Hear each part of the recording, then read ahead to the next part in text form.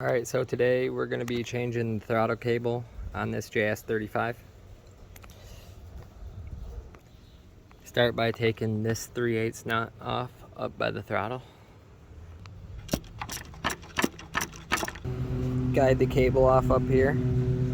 It can be tricky. Cut zip ties if you have them. Sometimes it takes pliers down here by the throttle mechanism. Don't mind my stick, that's how I was running it without a throttle. Pinch this and then push it in. Throw this in the scrap pile. Route your new one down the rail and come down to the front. Push it in.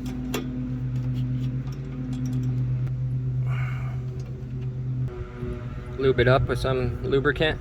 They have actual throttle cable lubricant too.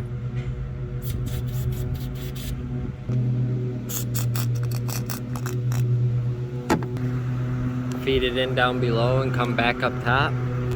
Go to your throttle and push it through, like so. Slide this back on the stud. Put your nut on and tighten it.